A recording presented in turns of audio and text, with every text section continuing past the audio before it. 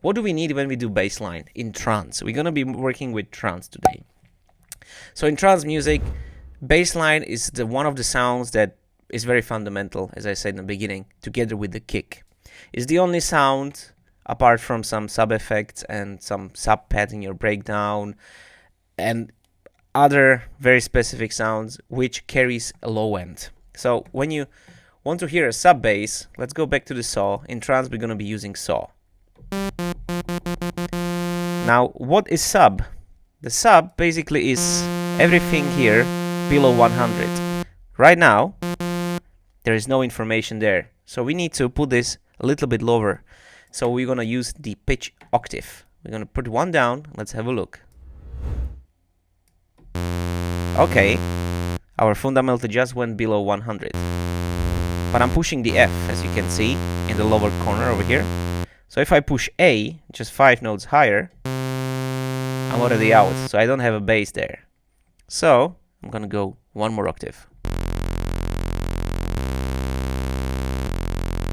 And now I have the sub. Finally, I can hear some sub frequencies. Now, to make it sound like a bass line, I need to do a few little things. First of all, I'm going to keep this retrigger on. What it means is that every time this wave starts, this retrigger makes sure that it always plays on the same, the wave is still the same. I have this little helper here that I always use to visualize my waveforms. It's called LFO tool. I'm going to place it over here on my master channel. Let's start with a simple note, so it's going to be a little bit easier for us. So when I play with the Sylenth, and I play the sound, you'll see, let me just loop this. See, the waveform just looks the same. It doesn't change. If I turn off the retrigger, it keeps on changing. So what basically is happening, that is actually changing the phase of the sample when the sample starts. So the phase button over here basically means the start of the sample. So if I push the retrigger and I move the phase, you can see it's changing the position where it starts. And this is a very important button. Not many plugins have that, or it's very awkward on how to use it. Sometimes it doesn't work in other plugins. That's why Sylenth is one of the best ones to do those very stable sub bass lines for trance music. That's why most of the people use it. So that's why we have this one. So let's go back to our little bass.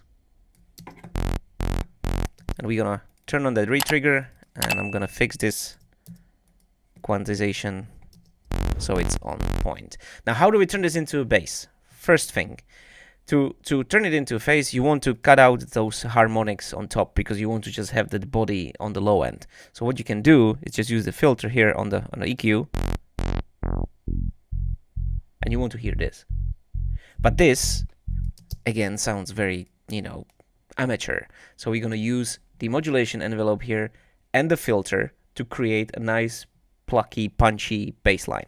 So let's turn off this EQ for now, or maybe turn off the high end and the low end, and let's have a look. So what I'm going to do, I'm going to go to the filter. I'm not looking at anything else for now.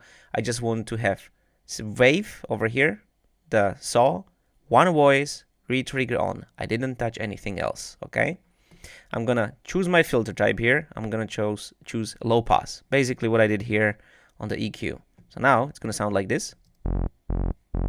So it basically, see, took some of the harmonics. Now I'm gonna put it maybe like somewhere here, like 30%. See, so this is what I wanted to have. Now I want to have it a little bit more punchy, because now all the punch of the bass line is gone, there's nothing. So how do I do that? I'm gonna use this modulation envelope to modulate this cutoff and tell it, to move from open to close over a certain period of time. So what I'm gonna do here, I'm gonna assign my cutoff A. So I'm in an A part, so that's my cutoff A over here.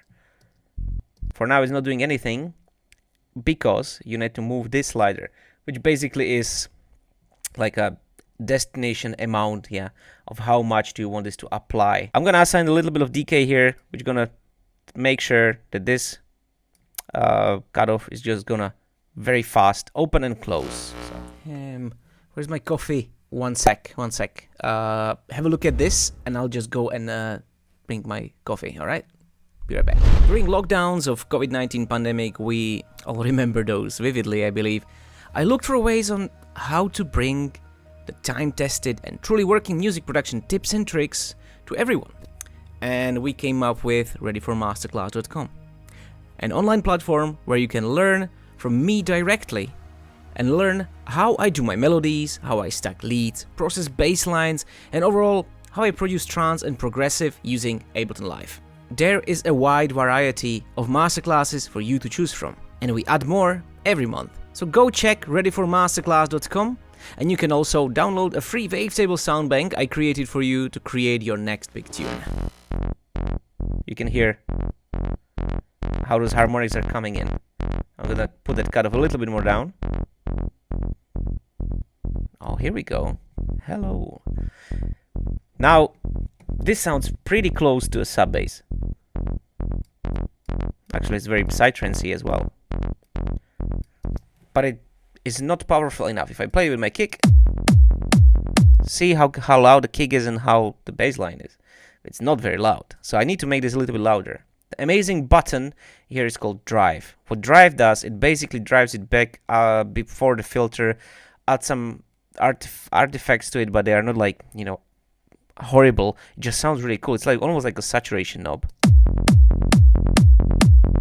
Look at that. I love that. I love how it sounds. Now, to make it even nicer, over here, I can play around. I can put some warm drive here and put this cut of dub. So now I sound like Giuseppe Ottaviani. Now I sound like ReOrder. Now I sound like, I don't know, that's more like Darren Porter. So let's go somewhere in the middle. And you notice that I actually added some release here. Well, there are some artifacts in Sylenth that if you don't do this, your bass just doesn't sound so good when it's cut off. So that's why we put a little bit of release here. Now I'm gonna add a little bit of release here also on the amp envelope, which carries the volume, just to get rid of those clicks. Now I'm gonna turn off the kick so we can see the bass. And you see that the bass is still like a little bit moved here. I want to move this phase so I have that little click in the beginning. Nice. And now this bass just sounds amazing. Okay, let's play around with this cut off a little bit more.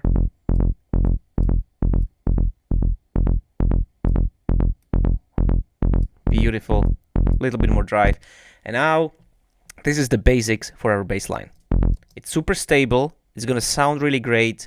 We're happy. If you want to have like, you know, if you want to play around with it and make it a little bit tougher, you can add one voice of the second part oscillator A2 and just one voice of the sine wave, just like this, and -1.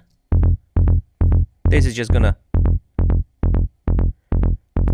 basically increase the second harmonic. So you can see it. I'm just gonna mute the first one. See, it's this one here, that one higher octave. People use it often. It just gives the, you know, bass a little bit more punch in those low mid crossover frequencies. So let's put it up and a little bit lower.